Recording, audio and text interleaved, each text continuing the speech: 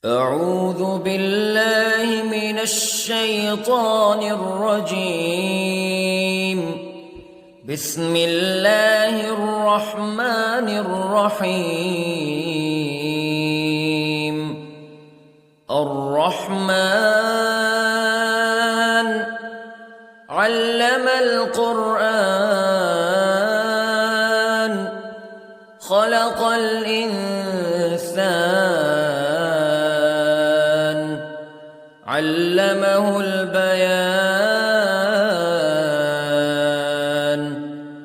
الشمس والقمر بحسبان والنجم والشجر يسجدان والسماء رفعها ووضع الميزان ألا تطغوا في الميزان وأقيموا الوزن بالقسط ولا تخسروا الميزان. والأرض وضعها للأنام فيها فاكهة والنخل ذات الأكمام والحب ذو العصف والريحان فبأي آلاء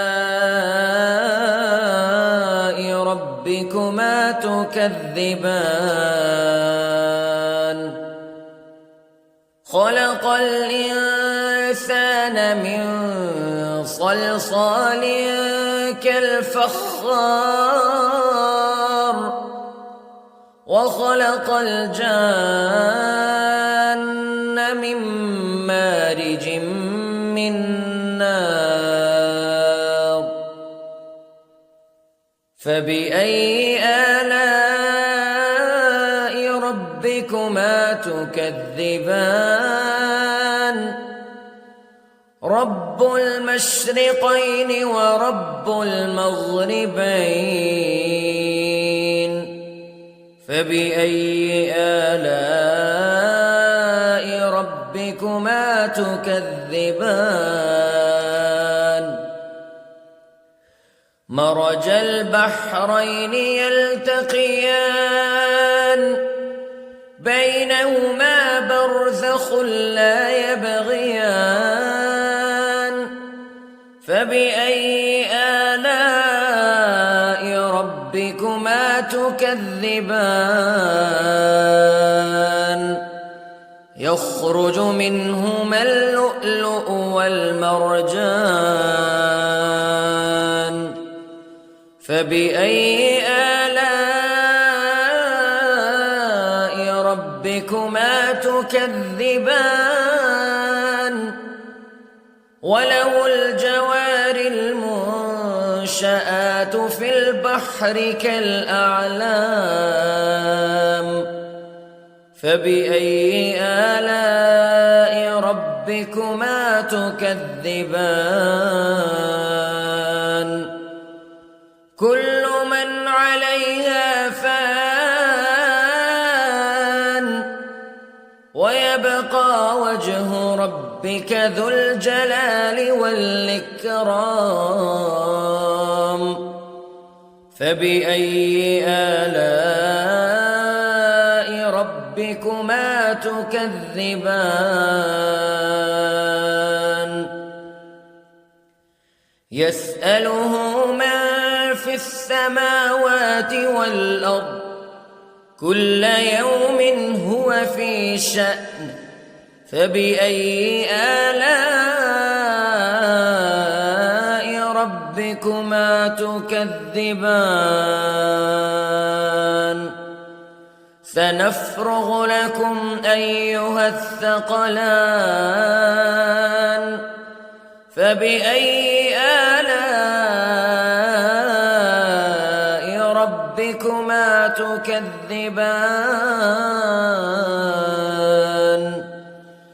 يا معشر الجن والإنس استطعتم أن تنفذوا من أقطار السماوات والأرض فانفذوا لا تنفذون إلا بسلطان فبأي آلاء ربكما تكذبان يرسل عليكما شواظ من نار ونحاس فلا تنتصران فبأي آلاء ربكما تكذبان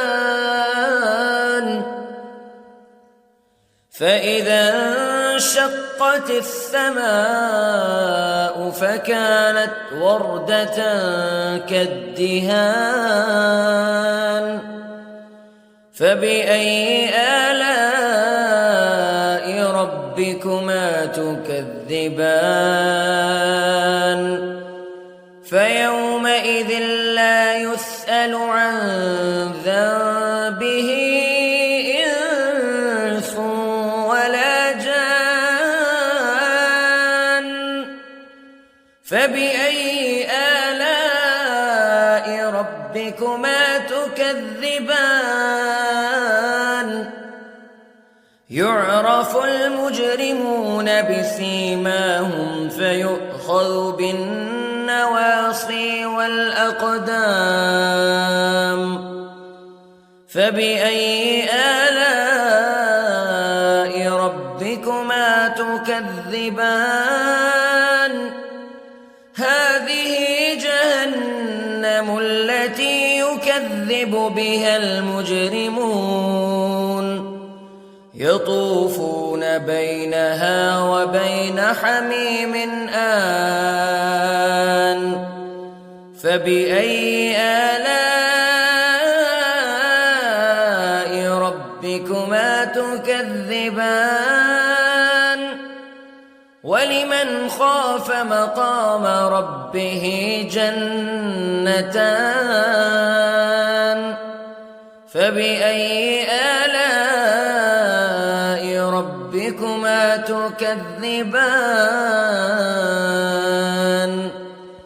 ذواتا أفنان فبأي آلاء ربكما تكذبان فيهما عينان تجريان فبأي آلاء ربكما تكذبان فيهما من كل فاكهة زوجان فبأي آلاء ربكما تكذبان متكئين على فرش بطائنها من استبرق وجنى الجنتين دان فبأي آلاء ربكما تكذبان فيهن قاصرات الطرف لم يطمثهن إنس قبلهم ولا جان فبأي آلاء ربكما تكذبان كأنهن الياقوت والمرجان فبأي آلاء ربكما تكذبان هل جزاء الإحسان إلا الإحسان فبأي آلاء ربكما تكذبان ومن دونهما جنتان فبأي آلاء ربكما تكذبان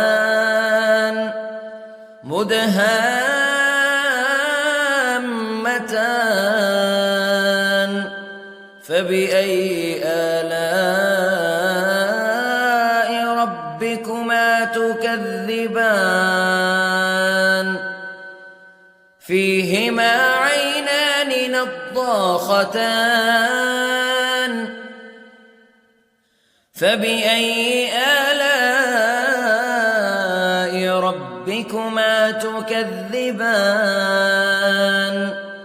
فيهما فاكهة ونخل ورمان فبأي آلاء ربكما تكذبان فيهن خيرات حسان